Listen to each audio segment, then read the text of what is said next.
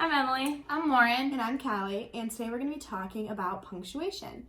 So we're going to be talking about quotations, when to use them, how to use them, when not to use them, semicolons and colons, how to differentiate both of them and what words to use with them, and then comma, the Oxford comma, and misuses with commas.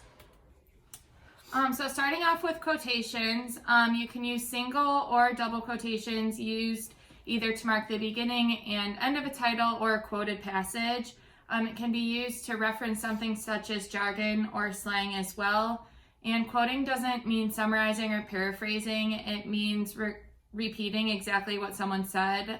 So if you put double quotes around a phrase, your reader will often assume that someone at some point said that exact same thing. So in dialogue and conversation, you want to directly quote exactly what they said, as I was saying before. So in quotes, will you go?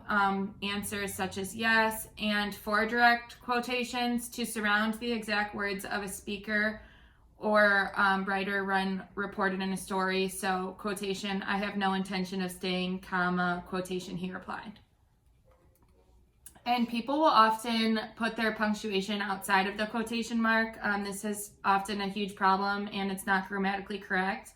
It can decrease the source's credibility, and commas are also needed when quoting mid-sentence, and oftentimes people will just go right into the quotation. So a correct example of this would be, Regina said, comma, quotation mark, on Wednesdays, comma, we wear pink, period, quotation. So that would be something that Regina directly said. Okay, so getting into semicolons and colons, you use a colon to introduce lists, series, quotations, and explanations. For example, John wrote, I wish you a Merry Christmas, period, all affection and best wishes to you and yours. You wouldn't use a comma for that, or a colon for that. To separate independent clauses, show emphasis, and separate units of time. And then a semicolon you use between items in a list or series when the items themselves contain commas, and to separate two independent clauses while still demonstrating that a close relationship exists between them. So you can use a semicolon before the words namely, however, therefore. So a correct way to use it would be, I like clocks, semicolon, however, comma, I dislike digital clocks. And then for a colon, you can use it in a sentence that introduces a conclusion. For example, the teacher finally decided what to do with her rowdy class, colon, she added a 10-minute playground break before story time. Okay, so next is commas, and the Oxford comma is an optional comma that's used after the last item in a list of 3 or more items, and before the word and or the word or. And the Oxford comma is not required for AP style, but it helps when explaining things.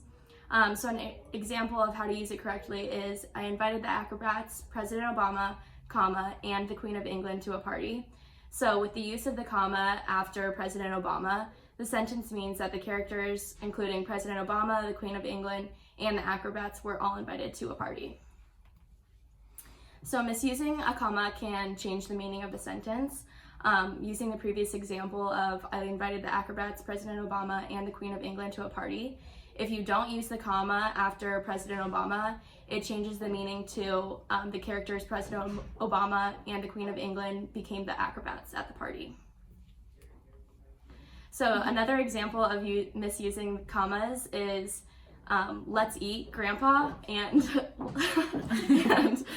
let's eat, Grandpa. So without the comma, the meaning drastically changes from telling your grandpa that it's time to eat to suggesting that you should eat your grandpa.